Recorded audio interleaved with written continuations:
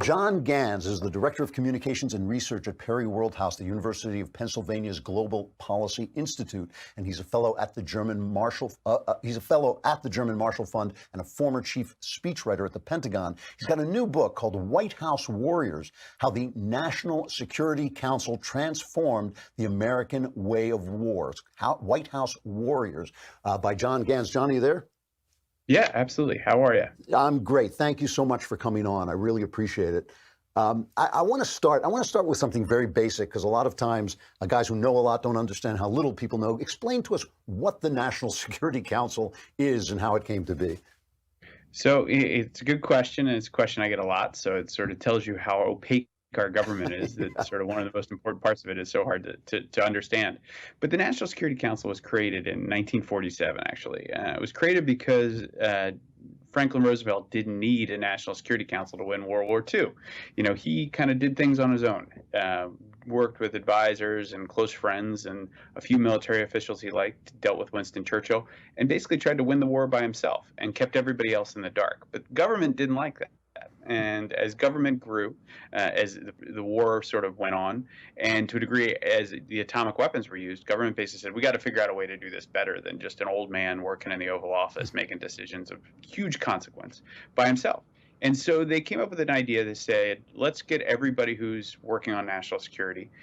They didn't define national security, but they figured State Department, Defense Department, the military, the president, the vice president, a few others, in a room to talk about these decisions and make it a formal sort of requirement that that's how we make decisions. And so it was basically a forum and an opportunity to get all these smart people in a room.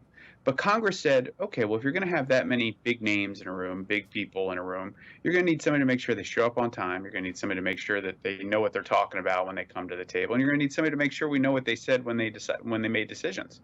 So they created a staff, a very small staff in 1947, basically to do secretarial work, to keep minutes, to write agendas, and to schedule meetings.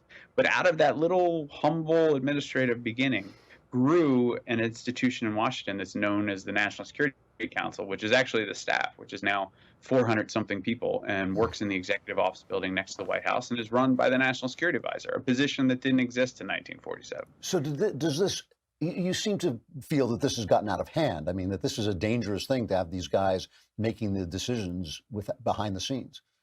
Well, what I would say is that I would say that, as I tell people, and I always get this in Washington, and I'm in Washington right now, and I always get in Washington, everybody says, well, when I was on the national security staff, we were really thoughtful. And I sort of say, well, look at the sum total of decisions, and I actually look at staffers in the book, White House Warriors, from Truman to Trump, right? I look at somebody in almost every administration and in every war that America's fought since then. And what you actually see is the track record is it's not a sterling record of decision making in war, in part because empowering a bunch of people who are behind the scenes, aren't exposed to Congress, aren't exposed to the public, aren't on the battlefield in the diplomatic negotiations to help have so much power over decisions, doesn't lead to the best decisions at the end of the day. And so what I say is that much unaccountable problem is a problem, that much unaccountable power is a problem on its own, but the actual impact is really, in terms of how Washington works and how America fights its wars, has been a really negative one for the country. Wow. So, I mean, now you're looking,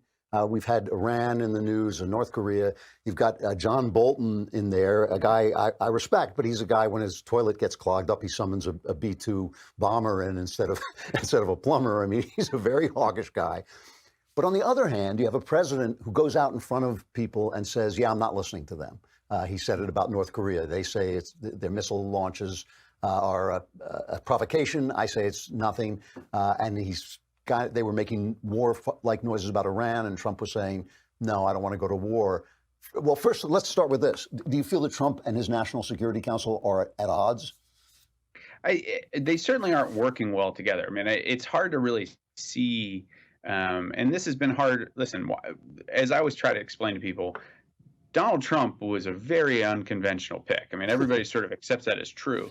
But just putting Donald Trump into a presidency was basically a collision between such an unconventional person who never served in government, never worked in the military, never served in the military in the classic sense of understanding, had no experience in Washington, into a system that has existed for 70 years of making decisions and thinking about things and thinking about the world, and a bureaucracy that has strong opinions and isn't easy to deal with, even with presidents who've worked in Washington for years, right? And it's been a collision between those two forces, and it hasn't been easy, and there have been moments of peace, but most of it has been pretty chaotic. So I would say more of just a breakdown in chaos than really at odds, because I think generally speaking, the president only cares about a few issues. He cares about the big stuff, and seems to let, and from what I talk to people in government, seems to let a lot of the little stuff go to other people. But what you have right now is more chaos, less really sort of critical analysis of what the issues are and where the priorities should be. And you also have a situation where there's really no precedent where a president is publicly saying that the national security advisor not only doesn't speak for me, but is on the wrong page with me. That might have happened in history. I like to say that working in government and national security, it's not that different than every other job, right? There are days where you hate your boss. There are days where you like your boss. There are days where you hate your coworkers. There's days where you are looking at other jobs. I'm sure there's people at the White House right now who are looking at other jobs online, right? That's just the way it goes. But then there are great days. So there's always days of people getting on the wrong foot. But I can't think of a precedent where the president was actively saying that the national security advisor is not speaking for me. So looking at these two situations, North Korea and Iran, let's start with Iran. Are you concerned that the disconnect between Trump and Pompeo, the apparent disconnect between Trump, Pompeo, and Bolton, is going to drag us into some kind of engagement, or do you think the opposite is more likely? Well, I think when a president says he's not very interested in a war, I think that generally makes it harder to fight a war. I think the American people are pretty hesitant about another war. I mean, there's one thing the United States knows about for the past 20 years, and the one thing, America's pretty divided, but I think most Americans would agree that another Middle East war is probably not in our strategic, economic, and political interest, right? And I think that generally speaking, the military is pretty cool on another war in the Middle East. That said, the challenge you have right now is that you have this breakdown in Washington, and it's those people who are interpreting all of the signals from the Middle East, right? And so we've sent. When you say those people, you mean the whole Bolton, Pompeo, Trump, right? We're sending there's a lot of reaction and counter-reaction with Iran. We send, an aircraft carrier, they load missiles onto a boat. We remove troops from personnel from Iraq, they do something else. So all of these little actions and counteractions have to be interpreted, and we have to make decisions. And when you have people who aren't on the same page, have people who are disagreeing openly in public and in the press, you worry that the breakdown is going to drag us into war, and just something's going to get misinterpreted, a miscalculation is going to be made, a question's not going to be asked, and an idea is not going to be proposed. And I think that's what you have in Washington right now.